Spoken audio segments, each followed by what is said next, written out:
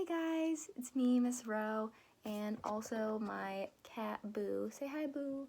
Hello. Okay, well, either way, hi, and again, coming to you virtually, not in the art classroom, very sadly. You know, everything's been really hard recently, so I hope you're all doing okay. I miss you. I hope your family's doing well. And I can't wait to see you again, and I hope that I get to hear from you guys soon. So moving on from that, I'm going to show you how to do a pretty cool art project if you want to. And again, this is something that you don't have to do, but if you have free time or if you just miss art, of course, then this would be a good idea for you to do. So I call it Splat. So basically it's kind of like a radial design. That kind of looks like something got splatted, something fell, pa-cha. So let's go over what radial design is and what radial symmetry is first. So little slideshow. So basically, radial symmetry is a balance or a type of balance in which the parts of an object or a picture are regularly arranged and radiate from a central point. So a point in the very, very middle, just like that. So it appears both in the natural and man-made objects. So, for example, snowflakes are an example of radial symmetry because each of them have a nice little middle point and then they have parts flowing out from it that again match each other. They're symmetrical, they're even. Okay, so again, this is another example of radial symmetry. This is a little bit more abstract. Again, it's butterflies, but basically again it all stems from one center point. Okay, so keep that in mind. So this splat, even though it looks a little bit crazy, actually does have radial symmetry, which is pretty cool. So two more examples real quick are again this nice little sunburst one. Ooh. And again, you can choose to use a lot of colors, do a rainbow. You could even just do one color if you wanted to. You can cut them out, not cut them out, up to you. And what's really cool about this is that once you get the basic concept down of how to create this, you can actually create any design. It doesn't have to be a splat like we were talking about. You could even create something different too. So that's pretty nice. So in terms of materials that you'll need, you'll want 2 sheets of blank paper, some scissors for sure. You'll also want a pencil and an eraser, or just the eraser on the end of your pencil, and preferably a pen would be good. And so for coloring, you can either choose to use markers. These are just some watercolor markers that I had, but again, any markers would do, or you can use colored pencils, or basically anything that's a drawing material. You could use crayons, or you could even just use your regular pencil and just again kind of make it that nice black and white, except instead of the black marker, it could just be like pencil. It's up to you. So on that note, really quick, if you are watching this before the end of Friday, there are going to be 2 different times that I'm going to be available on Zoom to talk if you would like to, once in the morning and once in the afternoon, and the times for that is in the Google Doc where you're going to be able to find this link and all the other information for all the different related arts classes. So if you want to swing by, say hi, or ask me a question about this, maybe you're confused, feel free to do so. Or if you just want to show your face, I miss all your faces, it'd be really cool to see you guys. So yeah, feel free to drop in and say hi. And if you can't make it, you can always email me. My email is going to be in the description down below anyway, so you can always go look at that. And even if you don't have a question about this, one, you could always, if you do it, you can send me a picture of it so I can see, because I would love to see what you did. And even if you did something completely different that's not this, I would also love to see that as well. Or if you just want to say hi, how's it going, then that works too. So I miss you guys. Okay, on to the video. Okay guys, so really quick, one thing I forgot to say in my little intro video was that one material, very vital, that you're going to want to use is something circular. I used a cereal bowl because, again, you're going to use it to outline and make an actual big circle. I used a cereal bowl though because it's larger. So again, when you have a piece of paper, you're going to want it to basically be able to fit onto the piece of paper. But you don't want it to be really tiny, like again this coaster, probably a little bit too small in comparison here. The bigger that the bigger a bowl or a circular object that you have to trace, the easier it's going to be for you. So in my opinion, I would say nothing smaller than a roll of toilet paper in terms of how big it is. And I mean a full roll of toilet paper. But yeah, try to find a bowl if you can. And again, you just want to make sure that it will actually fit on your page and it won't go off of your page, unless you have a huge piece of paper, in which case use whatever size you want. But a cereal bowl worked really well for me, so just keep that in mind. But yeah, that's also something you're really going to need. So, okay, back to the video. Okay, so like I said, make sure that you get a bowl, preferably maybe like a cereal bowl that is, again, that can fit on the page.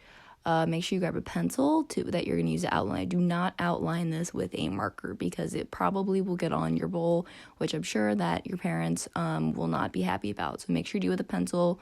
Keep one hand on it. Keep it still. And again, if you do it still, you should have a perfect circle. So that works out. So you're going to want to get that out. And then the very next step that you're going to want to do is to cut it out. So again, carefully as possible, cut it out. Do your best.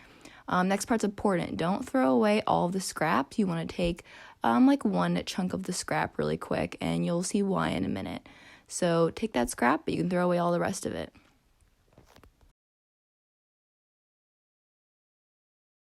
So the next thing you're going to want to do is take your circle and you're going to want to fold it perfectly in half. So do your very best to make sure that your edges line up as much as possible.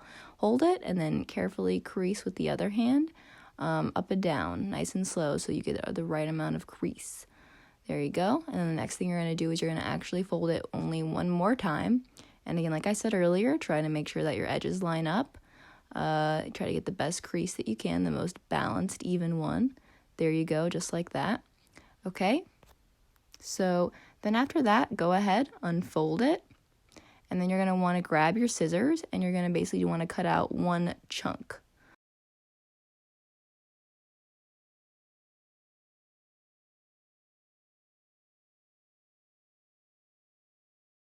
So now what you want to do is take that little scrap piece of paper from earlier, line it up with your little pizza slice you just cut out, and then you want to, again, hold them both down, make sure that they're steady, and you want to add a few little ticks going all the way up. So preferably like 5 ticks, and they don't have to be evenly spaced out. They can kind of be wherever you want them to be.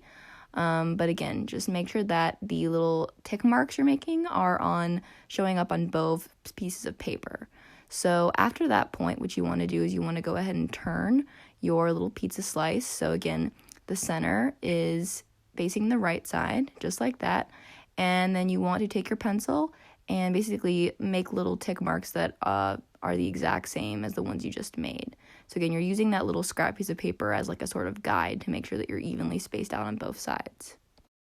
So now what you should have is a little pizza slice that's got even tick marks on both sides. So the next part of this is that we're going to actually draw on the splat design. And of course, this is basically the point where if you want to draw a different design, you can, but if you want to draw that splat I made, then follow along with what I'm doing. So you want to start at the first tick mark you made, and again, you basically want to make sort of like these little drip motions, kind of like little teardrops that are coming down. And again, make sure that they line up. They start at the first tick mark, and then they end at the last tick mark that you made, just like that. And so then from there on, it's basically the same process. So go ahead, keep drawing, and again, try to make it not very uniform. Don't try to make all of them look the same. Try to make some of the drips look a little bit more random, because that's going to make it look like it's a little bit less planned. It'll make it look a little bit more abstract, which is kind of a good thing for this sort of a project. But again, it's totally up to you. It's however you want to do it. This is just my preference. I also went and added some little bits at the top, which I just thought was a nice little add-on for color. And then I went over all of it in marker, but that's totally optional. You don't have to if you don't want to. I also went through and erased all my pencil lines because I just wanted it to be very neat.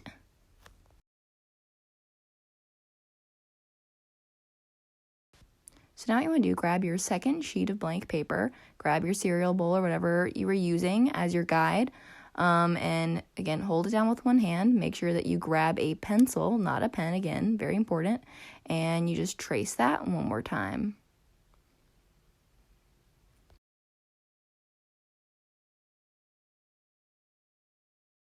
Once you have your new circle paper, get your little pizza slice that you have, and I would take it to a window because you're going to use it like kind of like a light box because you want to be able to start tracing this. So you want to make sure that you can actually see through it. So again, I would do your best, try to line it up as much as possible. inside of your circle. Again, I would use one of your hands to hold it down. And with your pencil, I would and I mean lightly, and I say lightly for a reason, you're going to see why later, but lightly try to go over those lines. And again, don't worry about having to speed up really fast, just take your time. One other piece of advice that I would give you is that I would actually try to very lightly show where the ends of the pizza slice are, like the horizontal line and the vertical line. There we go. They're just like that. Just because it kind of helps as like a little bit of a guide to help you know where to line up your pizza slice next time. So again, going through, doing that, doing it very lightly with pencil.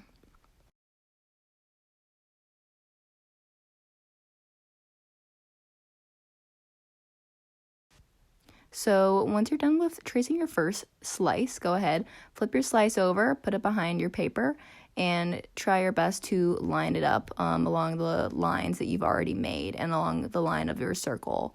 So, and again, you basically do the exact same process. So again, hold it down with one hand very carefully, and again, lightly try to go through and trace all of that. And so it's basically going to be the same process for the rest of the circle. Just again, keep repeating it and do your best to make sure all your lines line up.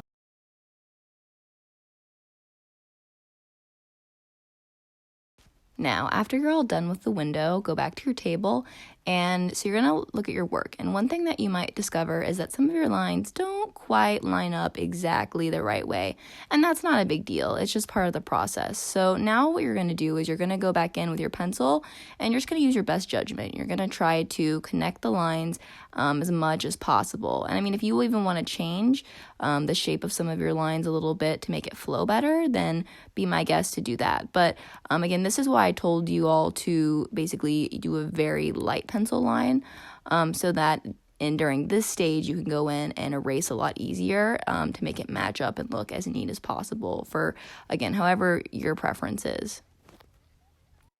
So this next part is one that is definitely not something you have to do, but I decided to go over it with my marker or a pen just because I think that it makes it look a bit neater.